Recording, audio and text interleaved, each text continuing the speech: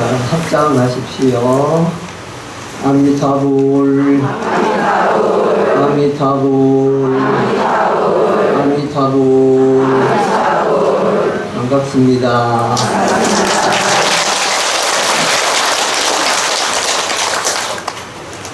오늘 해제일입니다. 해제일 날은, 한거 해제일은 늘 백중하고 같이 이렇게 합니다. 그동안 3개월 동안 스님네들 또 우리 불자님들 다 같이 이제 화한거 정진하신다고 고생 많이 하셨습니다. 오늘은 우리 조상님들께서 부처님의 법력을 각시를 입어서 모두 다 좋은 곳에 이미 나가 계시는데 여러분들의 그 연불공덕으로 더 좋은 일이 이제 다른 몸을 받고 계시지만은 그런 공덕을 또 그분들한테 나눠주는 그런 이제 뜻깊은 날이기도 합니다. 오늘은 업에 대해서 잠깐 말씀을 드리고자 합니다. 사람이 이제 사후에 살아있으면서 죽음에 이르도록 이제 그런 업이 작용을 한다, 이렇게 이제 불교에서는 가르치고 있습니다.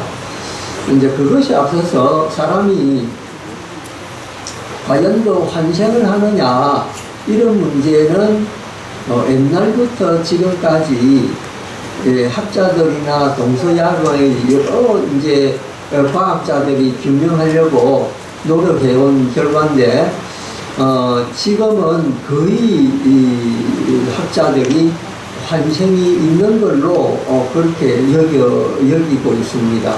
왜냐하면은 지금까지 발견된 그 환생을 기억하는, 그리고 환생에서 전생을 기억하는 사람들 건수가 전 지구상에 2,000번이 넘습니다.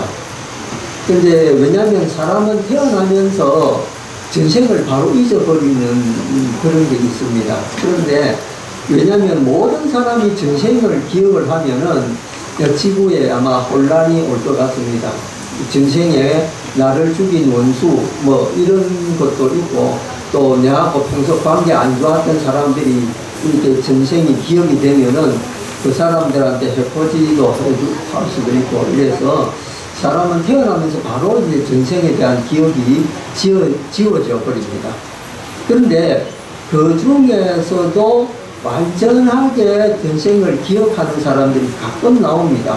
이제 그 건수가 2,000건이 넘는다, 이러고 그게 지금 이제 자료로 전부 남겨져 있습니다. 근데 그게 과거의 일이 아니고, 이제 현재도 과거를 기억하는 사람들이 살아있는 사람들도 상당수가 됩니다. 근데 이 과거를 기억하는 연령이 태어나면서 바로 기억이 되는 것이 아니고 2살 정도쯤 돼서 어렴풋하게 기억이 납니다. 그래서 한 5, 6살까지 기억이 아주 뚜렷하게 이렇게 있다가 10살이 넘어가면은 그 기억이 점점 희미해져서 어른이 되면 완전히 잊어버립니다. 이제 가까운 중국의 예를 한번 들어보겠습니다. 이제 이거는 명나라 때의 일인데, 이분은 워낙 유명한 분이기 때문에 역사서에도 많이 이제 기록이 돼 있고, 그래서 분명하다, 이렇게 말씀을 드릴 수가 있습니다. 명나라 때 유명한 선비가 한 사람이 있는데요. 이 사람 이름이 왕양명입니다. 이제 중국 가가지고 왕양명 이러면은 모르는 사람이 없습니다. 왜냐면은 이제 우리나라는 조선시대 때 성리학이라는 학문을 이제 도입을 해가지고 조선 500년 동안에 성리학이 우리나라 전체를 뒤덮고 그 학문을 기초로 조선이라는 나라를 이끌고 갔지요. 그런데 이제 중국에는 양명학이라는 게 있어가지고 성리학하고 양명학하고 같이 이렇게 대립이 되는 그런 상태였습니다. 근데 이 양명학을 일으킨 사람이 바로 이 왕양명이라는 사람이에요. 근데 이 왕양명이라는 사람이 이제 그 명나라 때 태어났는데 아버지가 태어난 그 왕양명을 보니까 너무 영특하게 생겨가지고 이름을 운이라고 지어줬습니다. 그러니까 왕운이라는 이름을 가졌는데 7살 때까지 말을 못했습니다. 근데 하루는 어떤 스님이 옆에 이제 길을 가다가 그 애기를 보고 머리를 만지면서 얘가 참 총명한 애인데 이름이 너무 드러났구나 이런 이야기를 했습니다. 그 구름문자라는 게 속세를 초월해서 큰 도에 이를 만한 그릇이다 이 뜻이거든요. 그래서 이름이 너무 크다 이런 이야기를 했습니다. 그래서 아버지가 이 문자를 버리고 수인이라는 이름을 지어줬는데 그때부터 말을 하기 시작했습니다. 그런데 이제 이 사람이 과거에 급제해가지고 어느 날 이제 어느 고을에 원님으로 이제 부임을 했는데 그 하루는 나라 일을 돌보다가 이제 오후에 좀 한가해져가지고 이제 밑에 있는 아정들한테 물었습니다. 이 근처 내가 놀러 갈 만한 데 없겠느냐? 그러니까 있습니다. 거기 어디냐? 그러니까 여기 이 근처에 아주 아름다운 절이 하나 있습니다. 그럼 그 절에 한번 놀러 가보자. 그래서 이제 그 가니까 어디서 많이 본 절 같아요. 내가 이 절 처음 왔는데 어떻게 이 절이 내 눈에 이렇게 있나? 여러분들도 어디 가다가 왜 좀 익은 듯한 그런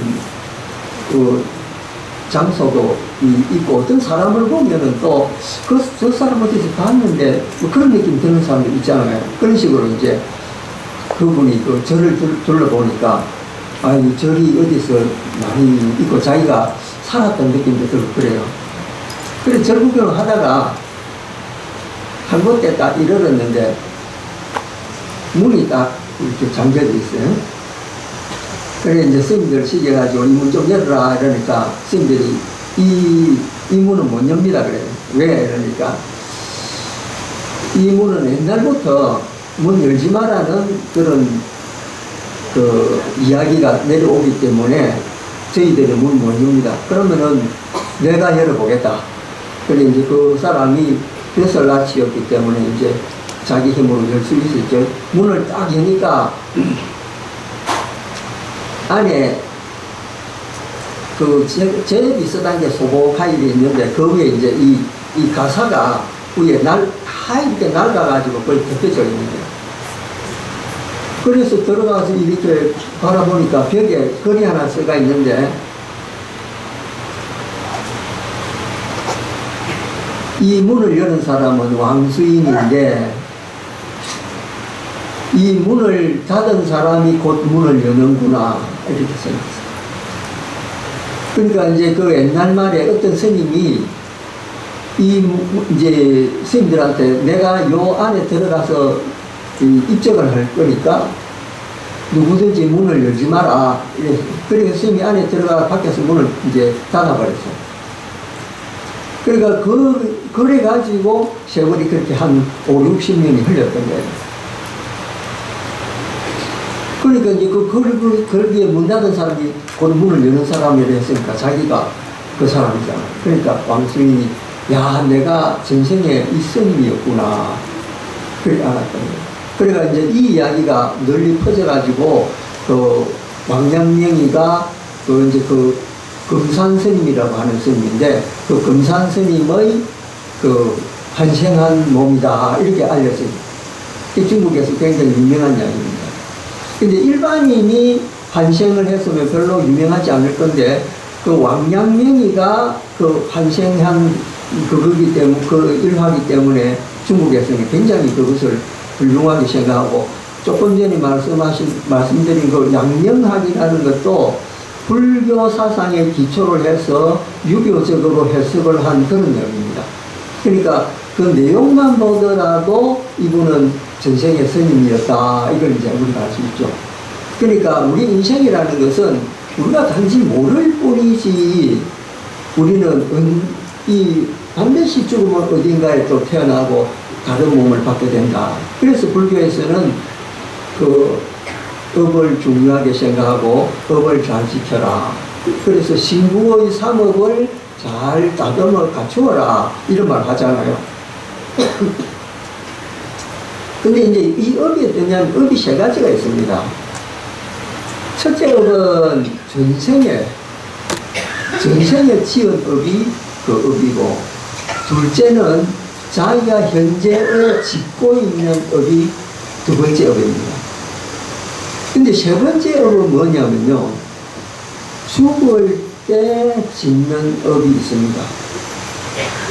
그러니까 과거에 있었던 업은 우리가 어찌할 수가 없잖아요. 근데 현재 짓는 것도 우리 어느 정도 우리 의지로 지어 나갈 수가 있습니다. 예를 들면 내가 생각도 좋은 생각하고 말도 좀 부드럽게 하고 또 이렇게 남들한테 배려한다든지 또 욕심을 조금 덜 낸다든지 이런 식으로 자기 업을 조금씩 컨트롤 해 나갈 수가 있습니다. 근데 그거까지는 알겠는데 죽을 때 짓는 업이 뭐냐? 이게 제일 어렵습니다. 그런데 죽을 때 이 생각 조금 잘 못하면은 평생 지어난 좋은 선업이라도 한순간 생각 잘못하는 것 때문에 악도에 떨어질 수가 있습니다. 그래서 임명종시에 그 목숨 끊어질 때에 한 생각 잘 일으킨다는 그게 굉장히 중요하다는 거죠. 그러면 이제 이게 자기 마음대로 잘 안 됩니다. 왜냐면은 죽을 때 평소 잘했는데 죽는 순간에 자기가 지었던 악업이 하나 딱 떠오르잖아요. 그러면 그 악업의 힘으로 악도에 떨어지게 됩니다. 그래서 우리 회주 스님이 늘 아미탑을 연불하시오 이러잖아요. 그 아미탑이라고 하는 연불의 힘 공덕 때문에 선처에 나게 된다. 그러니까 마지막 그 순간의 힘이 자기의 미래를 결정하는 거예요.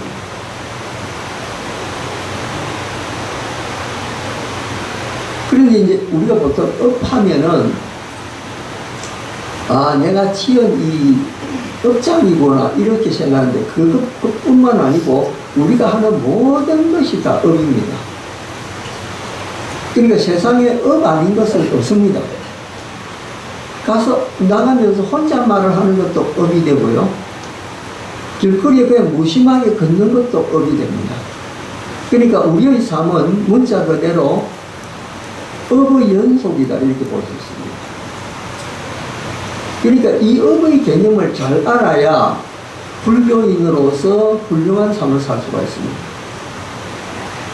근데 그 업의 흐름이 내한테만 영향을 주는 게 아니고 내 주위나 내 아들이나 내 딸한테까지도 심지어는 손자한테까지도 영향을 줄 수 있는 게 내가 짓고 있는 이 업이에요. 그래서 그런 말 있잖아요. 전생에 너의 모습을 알고 싶으냐? 지금 네가 돼 있는 걸 봐라. 미래의 네 모습을 알고 싶으냐? 지금 현재 네가 짓고 있는 것을 봐라. 그런 말이 있습니다. 그러니까 현재 내가 어느 부모님을 선택해서 내가 이 땅에 태어나서 지금 이렇게 살아가고 있는 것은 과거에 내가 지은 것 그대로 살아가고 있는 거예요. 그럼 미래에 난 어떻게 될까? 나는 어떤 땅에 날까? 그거는 지금 내가 관심 가지고 뜻을 기울이는데 그 동기가 될 수 있습니다. 여러분들이 그러니까 나는 다음에 태어나기를 미국 같은 나라에 태어나고 싶다. 그러면 머릿속에 미국에 태어나고 싶다는 그 염원을 늘 하면 되겠죠. 그러면서 미국에 태어나고 나는 그런 발언을 늘 하면 됩니다. 근데 그게 한순간에 죽는 순간도 이어져야 돼요. 죽는 순간에 나 미국에 태어나고 싶어. 그렇게 해야 태어날 수 있어요. 근데 늘 이제 살아있으면 나 미국에 태어나고 싶다 했는데 죽는 순간에 북한을 생각했다. 북한에 나는. 그러니까 이게 죽는 이 한순간이 중요한데 평소에 우리가 왜 아미타불 하느냐면요. 이게 업장이 이렇게 쭉 쌓이잖아요. 내가 하고 있는 이 업은 차곡차곡 쌓이게 되어 있습니다. 근데 이제 그게 쌓여가지고 마지막 순간에 힘을 발휘하는 거예요. 그러니까 내가 무의식이고 내 정신이 없더라도 내 입은 아미타불을 외우고 있는. 그럴 때 이제 옆에서 조력 연불이라고 해가지고 옆에서 다른 분들이 같이 아미타불 해주면은 이 정신이 아무것도 이렇게 기억을 못하고 흐리멍텅한 상태라도 아미타불 제조를 하게 되었어요. 그러니까 여러분들이 만약에 가족이라든지 아니면 도반이라든지 이런 분들이 병원에서 가실 때 됐다 가가지고 아미타불 손잡아주면서 아미타불 하면은 그 무의식이라도 그 아미타불 귀에 들어오거든요. 그러면은 그 한순간의 힘으로 바로 왕생극락을 하는 거예요. 그러니까 마지막 이 순간이 중요합니다.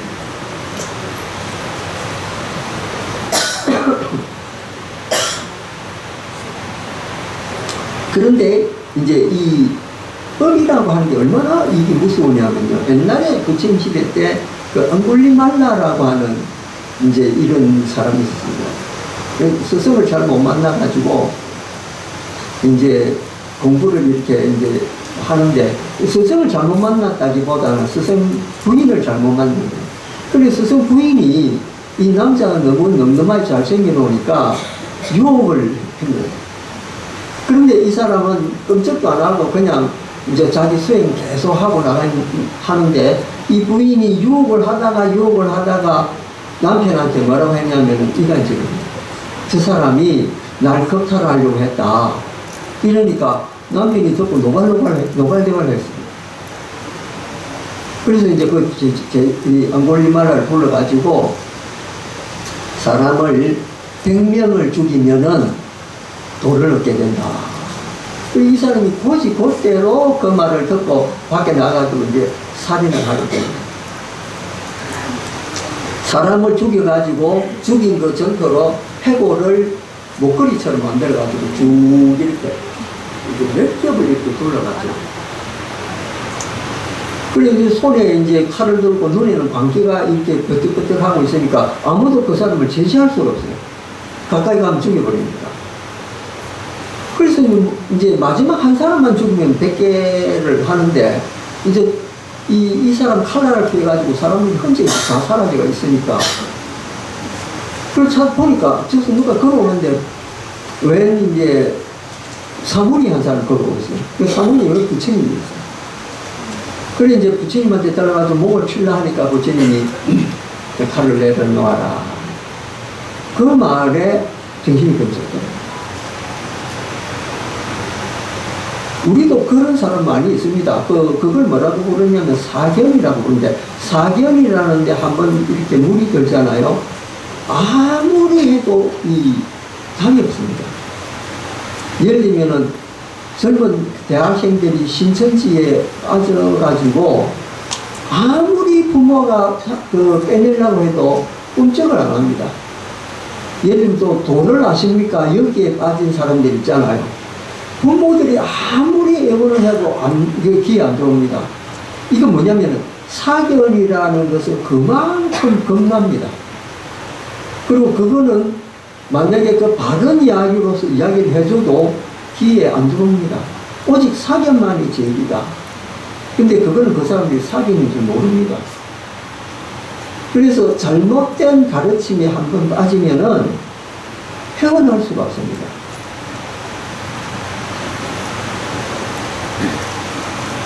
제가 잘 아는 어느 찻집이 하나 있는데요. 그 찻집이 차를 팔아가지고 돈을 문자를 열어 수백억을 벌었습니다. 대한민국에서 차를 팔아가지고 돈을 제일 많이 버린 분이 바로 그분입니다. 그런데 여러분, 차를 많이 마시는 분들이 누굽니까? 스님들하고 불자들 아닙니까? 그러니까 그 찻집에 스님들이 늘 가가지고 차도 사주고 차 먹는 이 그릇도 사오고 불자들도 가가지고 그것도 팔아주고 이제 이러니까 이제 이게 점점 가게가 번성하기 시작합니다. 근데 그 부인이 독실한 기독교입니다. 그런데 한 번은 어느 보살님이 그 가게를 방문을 했는데 그 기독교 부인이 뭐라고 했냐면은 당신은 왜 그 사탄을 숭배를 합니까? 그러니까 이 보살님이 이제 갑자기 말을 잃었어요. 너무 무례하게 이야기를 하니까. 그러니까 남편이 아차 해가지고 부인을 좀 갖고 내보냈어요. 그런 이야기를 했는데, 그 보살님이 이제 그 뒤로는 그 집에 이제 안 가게 된 거예요. 근데 제가 그 집에 이제 놀러를 가게 된 거예요. 근데 그 이야기를 듣고 갔거든요. 그래서 이제 그 보살님이 있길래, 보살님, 그 부처님을 보고 사탄이라고 했다면서요. 그러니까 아무 말도 안 하는 거예요. 당신이 지금 이렇게 수백억을 벌이가지고 행복하게 사는 거는 다 스님들 덕분이다. 그러니까 당신은 사탄의 돈으로 잘 먹고 잘 살고 있다. 인정하겠나요? 말을 못하는 거예요. 앞으로는 고객들이 올 때는 감사합니다. 고맙습니다. 요만만 해라. 그리고 교회에서 그렇게 가르치진 않았을 거 아니냐. 그러니까 부처님이 사탄 같이 보이더라도 돈 벌게 해주셔서 감사합니다, 사탄님. 이렇게 이야기해라. 그러니까 그 사람들은요, 견해를 잘못 이걸 가지고 있으면은 절대 이게 안 고쳐집니다. 예를 들면 이런 거 아니겠습니까? 우리 아이들이 그 정크푸드라고 몸에 해로운 음식들 먹을 때 부모님은 밥 좀 먹어라, 집에서 한 집밥 먹어라, 몸을 생각해서 그 이야기인데 애들은 몸에 해로운 거 자꾸 먹잖아요. 집밥은 잘 안 먹습니다. 집밥이 훨씬 좋고 건강한데도 그거 안 먹습니다. 이게 뭐냐면은 삿된 견해는 이런 그 몸을 해치는 음식과 같고 정말 몸에 이로운 음식은 그게 정견이거든요. 다른 견해는 사람들이 가까이 안 하려합니다. 왜? 달콤하지 않으니까. 그러니까 업도 마찬가지입니다. 업이라는 것도 정업, 바른 업을 익히려면 굉장히 힘이 듭니다. 귀에 잘 들어오지도 않습니다. 근데 삿된 업은 이야기해주면은 뭐 좋다고 이제 그 이야기를 듣고 따라가게 됩니다. 그러니까 이 정업을 짓는 것이 그만큼 어렵습니다. 살아있으면서 우리가 그런 업에 익숙해 있는데 죽을 때 이 바른 업이 활동을 해가지고 바른 생각이 일어날 수 있겠습니까? 정말 어렵습니다. 그런데 이 업이라는 것도 우리가 지나가면은 그만이지 이 생각하는데 절대 그렇지 않습니다. 왜냐하면은 업은 저장의 창고가 있습니다. 그 저장의 창고에 딱 저금이 돼 있다가 어느 날 그 인연이 딱 불꽃이 딱 부딪히면요 탁 하고 발화가 됩니다. 마치 성냥하고 성냥 이게 부딪히는 요거하고 탁 부딪히는 순간 불이 탁 일어나듯이 그 성냥하고 성냥 가는 그 종이는 불 자체는 없습니다. 근데 그게 부딪혀야 불이 일어나거든요. 우리도 마찬가지입니다. 그 업이 어느 순간에 이 조건을 만나잖아요. 그럼 탁 하고 불이 일어나면서 업이 이제 시작이 됩니다. 그걸 뭐라고 부릅니까? 업감연기라고 부릅니다. 업이 일어나면서 동시에 여러 가지 인연들이 일어나기 시작합니다. 그때 되면은 자기가 행복한 것이 한순간에 다 무너지고 눈앞에서 그대로 죽어서가 아니고 살아서 지옥을 경험하게 됩니다. 그리고 평소에 선한 마음을 가지고 좋은 업을 많이 진 사람은 삶이 좀 어렵더라도 나중에 시간이 지나서 나이가 들면은 아들, 딸들이 잘 돼가 자기 도와줍니다.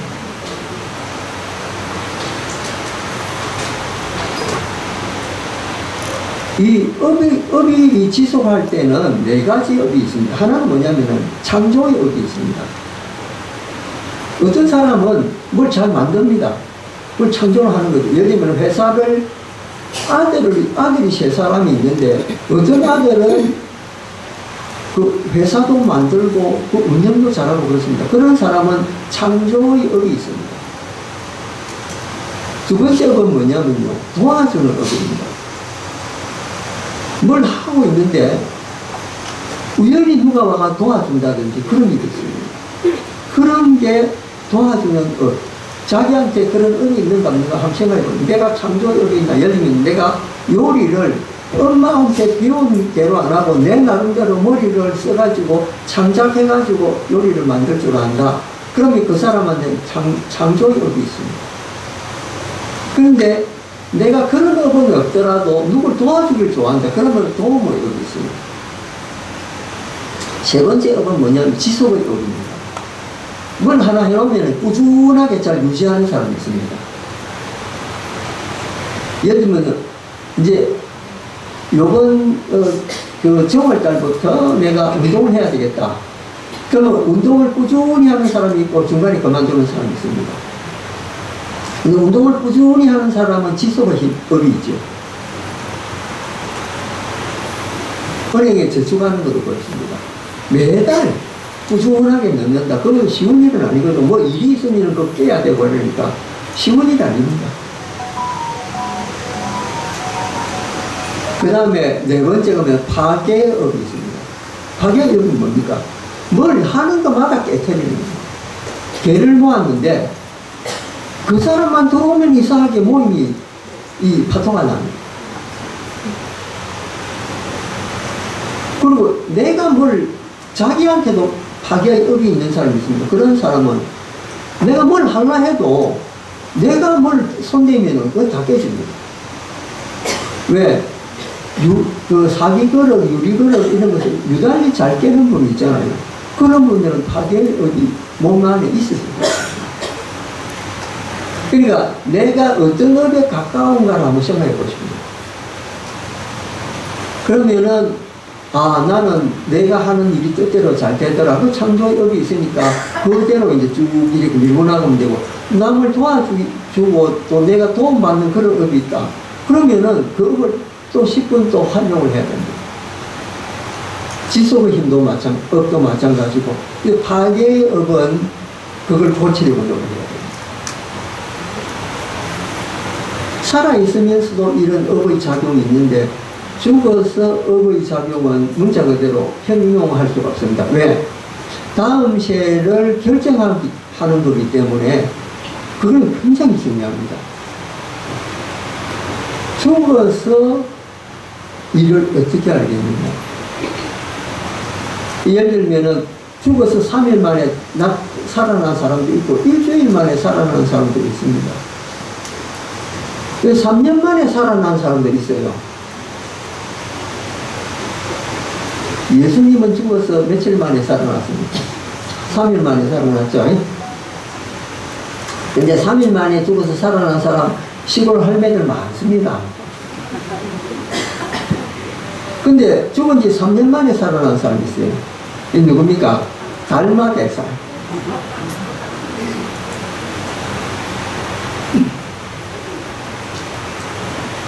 그 달마대사를 이제 사람들이 시기모함을 해서 독약을 받게 했는데 여러 잔을 마셔도 스님이 안 죽어요. 그 이제 스님한테 또 독약을 갖다 줬어요. 그래서 스님이 독약을 들고, 너희들이 내한테 독약을 아무리 많이 갖다 줘도 난 죽지 않는다. 그러면서 독약을 돌 위에 부으니까 돌이 쩍가라졌어요. 그만큼 독약이 독한 거였어요. 그러니까 중국에서 제일 독한 거를 달마스님한테 드렸는데도 안 죽어요. 그러니까 이제 다시 하나 달이 오너라 해가지고 달이 오니까 너희들이 하도 날 죽으라고 하니까 내가 죽어줄게. 그래서 마시고 돌아가시는데 입관을 해가지고 이제 산에 묻어나는 거예요. 그로부터 3년 뒤에 사심이 인도에 갔다가 오는 길에 총령이라고 하는 고개에서 달마스님을 만났어요. 근데 이제 옛날에는 왜 인도 한번 가려면 5, 6년 걸리잖아요. 그러니까 그 사실은 달마스님이 돌아가셨다는 걸 몰랐어요.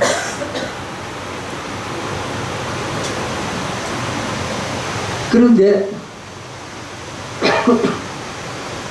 스님 어디 가십니까? 아, 내 지금 인도로 내 고향으로 돌아가는 길이요. 아, 예, 안녕히 가십시오. 그래 이제 와가지고 왕한테 보고를 하니까 달마스님 돌아가신 지가 3년이나 넘었는데 무슨 말이고? 제가 그 고갯길에서 만났습니다. 그런데 신기한 것이 짝대기를 들고 있는데 짝대기 끝에 신발 하나가 이렇게 대롱대롱 달려가 있더라. 아, 그래. 그래서 이제 가가지고 땅을 파보니까 달마스님 시신을 넣고 신발 한 허리만 딱 나와. 예수님보다 더한 분이잖아요. 아, 3년 만에 살아난 사람도 뭐 난리법석인데 3년 만에 살아난 사람은 기술 촉구해야 될 거 아닙니까? 그러니까 이 불교의 이 죽음이라고 하는 것은 정말 불가사의하고 변화무쌍하는 거예요. 앉아서도 경호스님 참선곡에 나오잖아요. 공부 잘한 사람은 서서 죽고 앉아 죽고, 심지어는 물구나무 새가 죽고, 마음대로 공중에 떠가 돌아가십니다. 이렇게 우리가 업을 잘 이해를 하면은 생사도 초월할 수 있다. 이렇게 불교를 가르칩니다. 근데 우리 불자님들은 아직까지 그 경지에는 못 가기 때문에 범부중생의 몸으로서 살아있을 때 어떻게 업을 잘 다스리느냐, 여기에 이제 생각을 둬야 됩니다.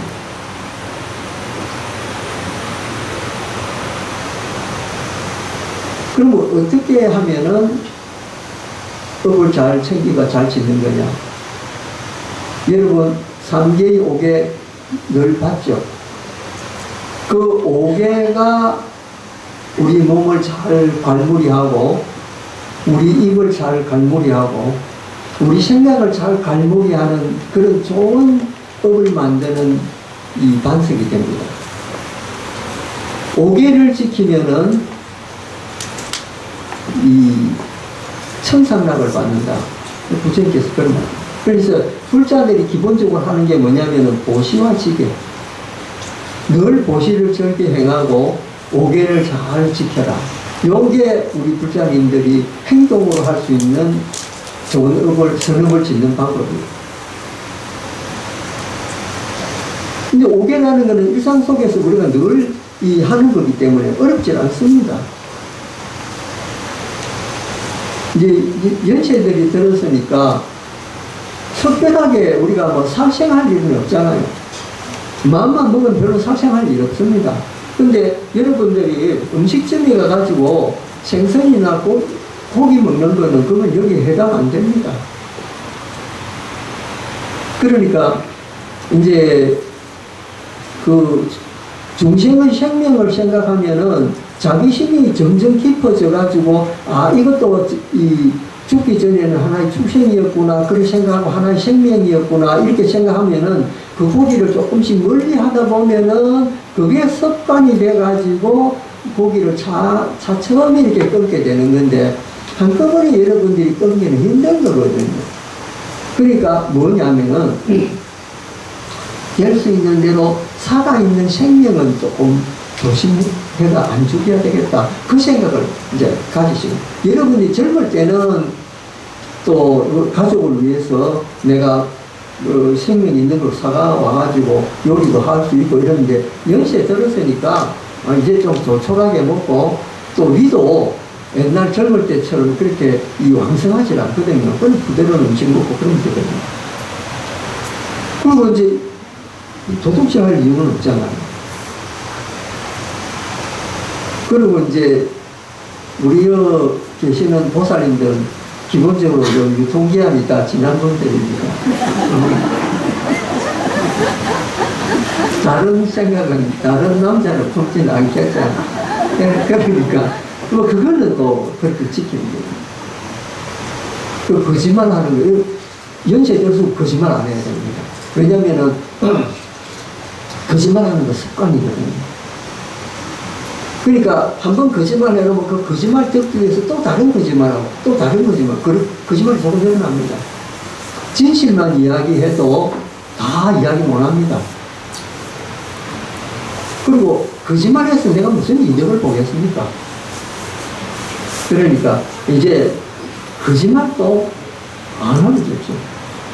자, 그런데 제일 어려운 게 뭐냐? 술 먹는 거잖아요. 여러분, 제 모임에 술 안 먹고 됩니까?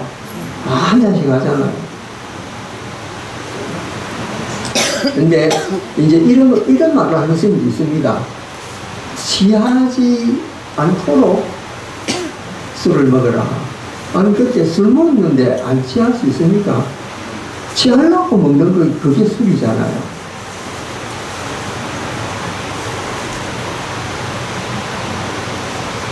저는 젊은 사람들 오면 뭐라 하느냐면요.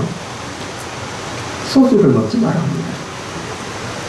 왜냐하면 전 세계의 술 만드는 방법 중에 한국 술이 제일 질이 나쁩니다.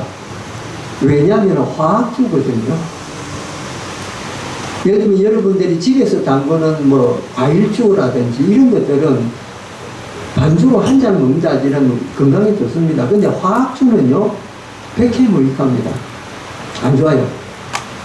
이게 술이 들어가면은 정신이 완전히 이게 망치게 되거든요. 젊은 아들 그런 식으로 해서 정신 망치는 아들 많습니다. 그 정신만 망치는 거 자기 인생을 망치는 그런 경우 많거든요. 그 저는 젊은 불자도 오면 그 이야기 합니다.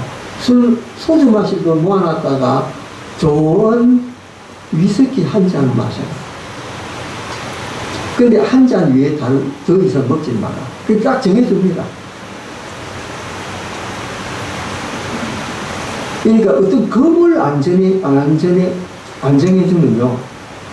그 술이 그 사람 주량이 어느 정도 될지 모르고 또 내 주량은 이거다 하고 계속 먹게 되거든요.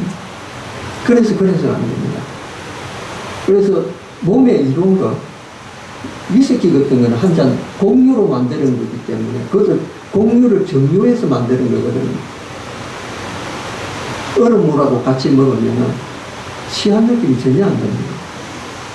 이게 술 먹은 기분은 나죠. 그 젊은 사람한테는 제가 그렇게 권유합니다. 근데 이 술 먹지 말라는 이 계율 속에는 술만 들어있는 것이 아니고 뭐가 들어있냐면요. 이게 습관되는 음식들 있잖아요. 마약 중, 예를 들어 대마초라든지 담배라든지 그런 것도 여기 포함이 됩니다.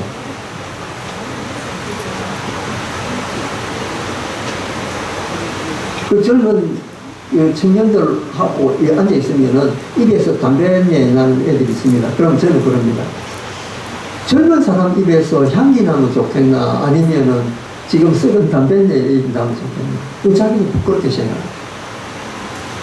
그 얼마 뒤에 가서 스님, 저 담배 끊었습니다. 그러니까 의심만 있으면은 담배 끊게 됩니다. 특히 그 남자들 그 여자친구들 말 잘 듣거든요. 그 여자친구를 잘 불러가지고 입에서 담배냄새 나서 키스를 못하겠다. 그럼 바로 끊습니다. 그래서 이 5개는 업을 정화시키는 아주 좋은 방법입니다. 그래서 여러분, 우란 문제를 맞아서 내가 업을 어떻게 잘 닦고 또 임명종시에 내가 좋은 국토에 태어났냐. 그리고 여러분도 죽어서 부잣집에 태어나고 싶잖아요. 흙수저집에 태어나고 싶습니까? 내 눈 뜨면은 부부가 싸움하고 아버지가 폭력 행사하고 이런 집에 태어나고 싶습니까? 아니면 저 아프리카나 북한 같은 나라에 태어나고 싶습니까? 그런 거 아니잖아요. 좋은 나라에 좋은 부모의 금수저에 태어나고 싶잖아요. 그러면 지금 업을 잘 닦아야 돼요. 그래서 이 업이 쭉 꺾고 난 임명동시에 밝은 생각 한마디 아미타불 할 수 있으면은 여러분 임의대로 내가 좋은 국토에 좋은 아버지 어머니를 선택해서 날 수 있는 그런 그 기반이 되는 거지.